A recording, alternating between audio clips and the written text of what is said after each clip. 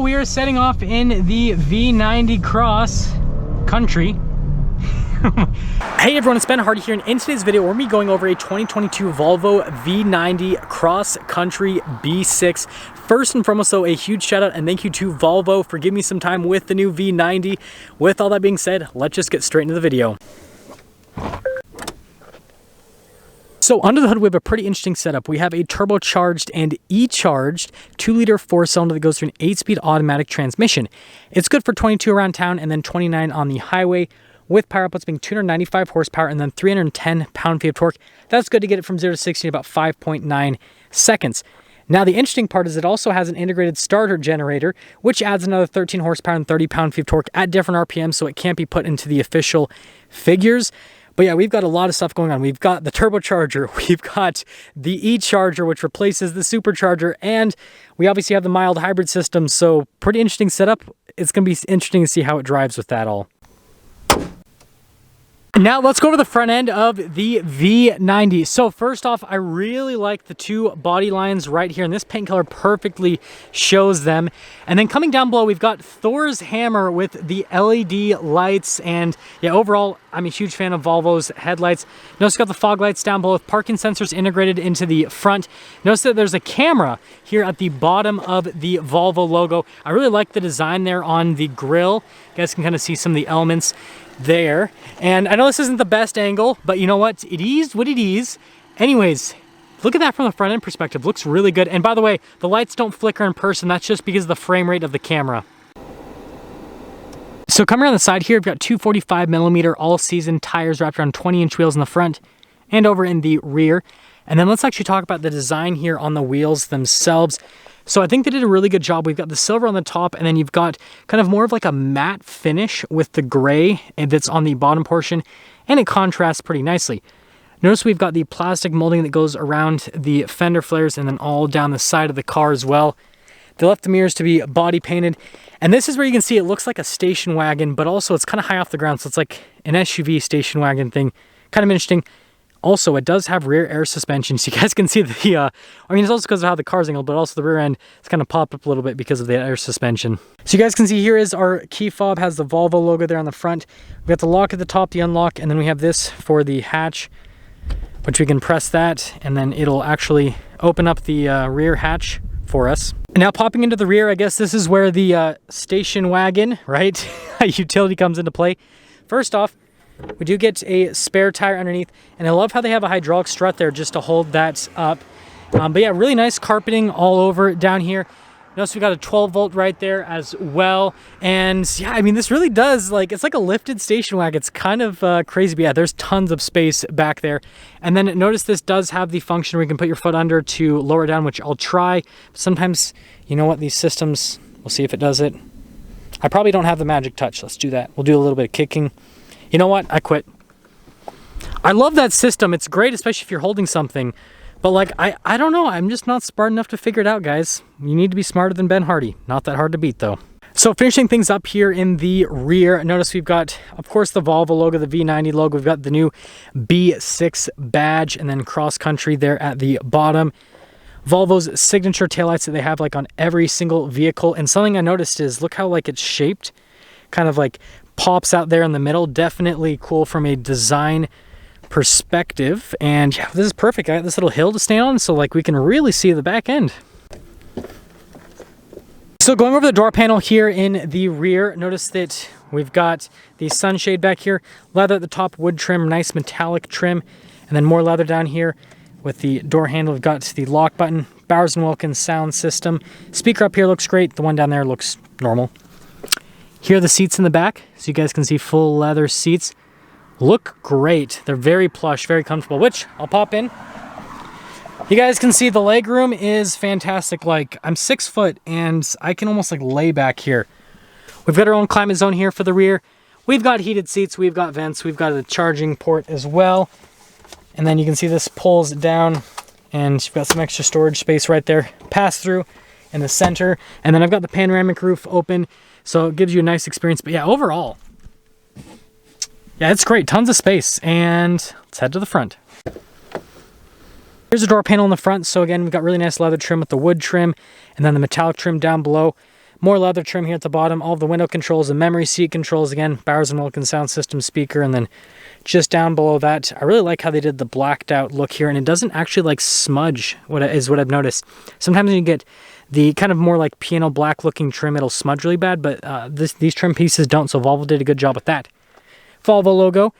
And then you guys can see the front seats here. We've got the perforated leather because these seats are heated and cooled. Adjustments there on the side of the seat.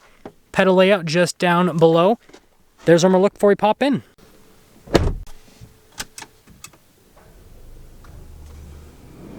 Here is the steering wheel. We've got nice white leather in the center portion, and then you guys can see we've got the black leather all around. Voice command controls, cruise control, that normal practical car stuff. You guys know what it's all about. Got the turn signal / light stock, windshield wiper stock on the other side. And yeah, that's all for the steering wheel. So here's a quick look at the digital gauge cluster. It looks fantastic. You guys can see I've got the navigation screen there in the center. You've got the speed off to the side, the gear selector off to the other side. And yeah, I don't know what else to say. Like, it looks great. I like the animation for the RPMs. You guys can see I'll rev it a little bit. That definitely looks cool. And yeah, that's all. Here's the infotainment system. You guys can see I've got it on the nav screen as well, but I'll pop it into reverse quickly, which you have to press the button twice. I think it's interesting that like half the screen's like blacked out, but anyways, camera's great, resolution's great. I mean, yeah, just gets the job done. Moving from that to the rest of the screen, touch response time is fantastic.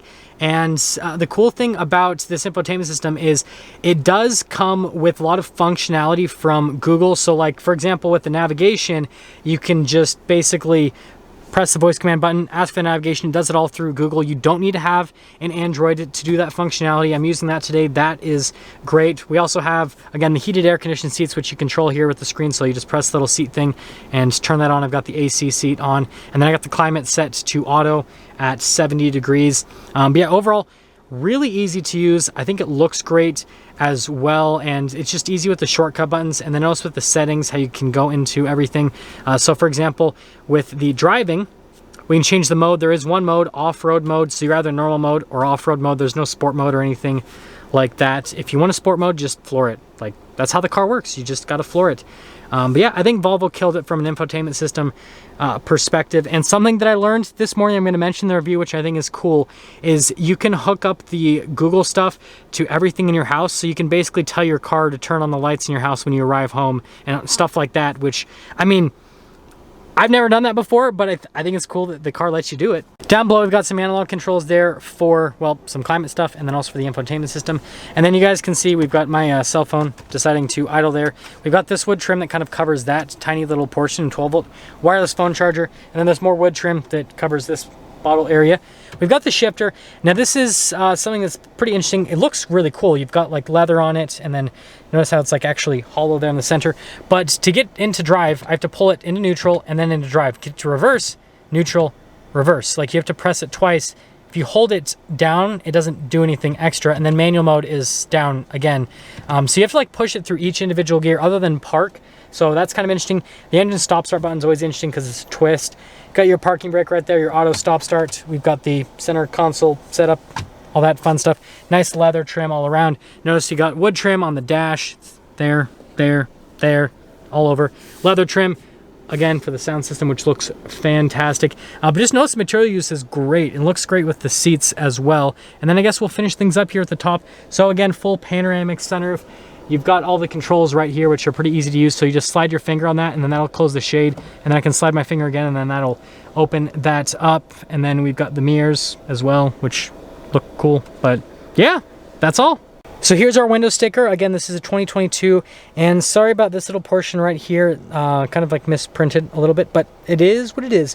You guys can read everything that comes with this. So just feel free to freeze a frame. I'm not going to go over everything because there's a lot to go over. And then you guys can see the pricing before packages are added. Now there's a few packages, like the lounge package has been added to this and the advanced package. So there's quite a few options. Pretty pricey with all of them. So you guys can see the total price, $68,440. Let's take her out, see how she drives.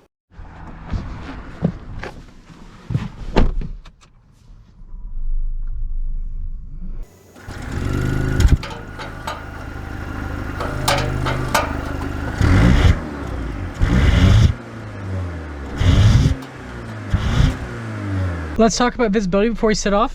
can see visibility of the hood and the heads-up display. Both of the mirrors. And then throughout the rest of the rear. And gotta pull it down once, twice. Let's set off. So we are setting off in the V90 Cross Country. It's actually pretty quick. So again, it's got a pretty complex powertrain. But what I will say is I definitely prefer this to what Volvo was doing in the past with, again, having their powertrains just like with the 2-liter turbocharged / supercharged powertrain. This just feels better. I feel like I'm getting more low-end torque, and it just feels quicker overall. Like it just feels really good from an acceleration perspective, and it actually feels just as quick, if not quicker, than the power figures that are on paper suggest. So I think that is a huge positive all in itself. And I guess that we're going to be going like 15 miles under the speed limit the entire time because we got a van in front of us. I'm sorry, folks. You know what? It is what it is. I said it like too many times in today's video. I need to have like a limit on that, even though I love that meme and that joke so much. But let's actually talk about how this drives.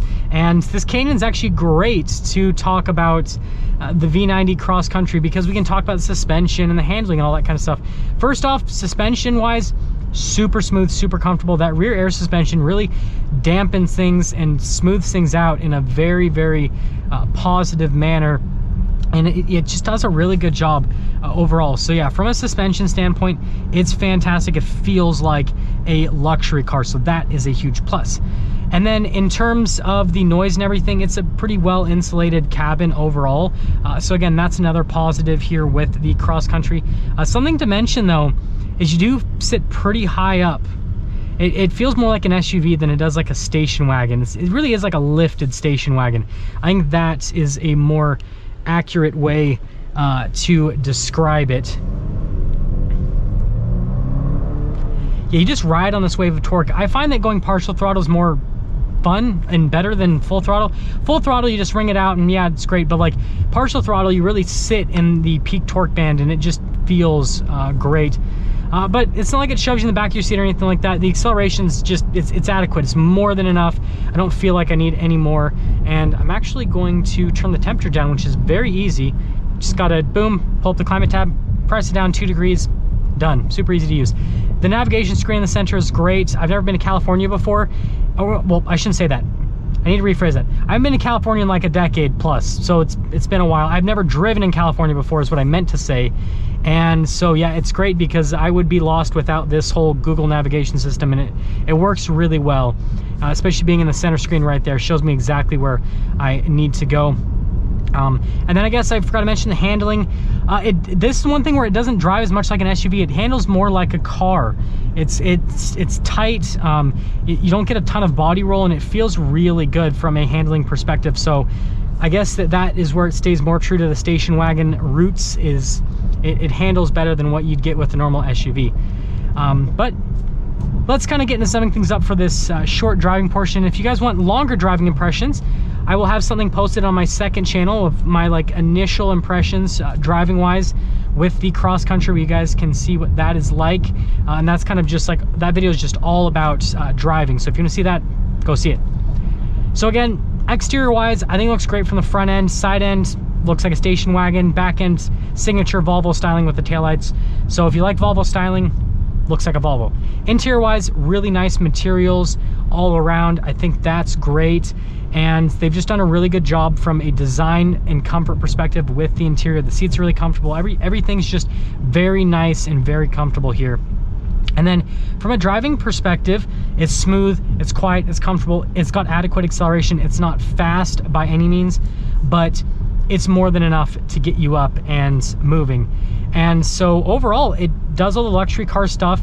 The only thing you're really missing is just, you know, crazy performance, but that's not what this is about. This is about having comfortable driving. Turn right onto Troutdale There's Drive. Navigation.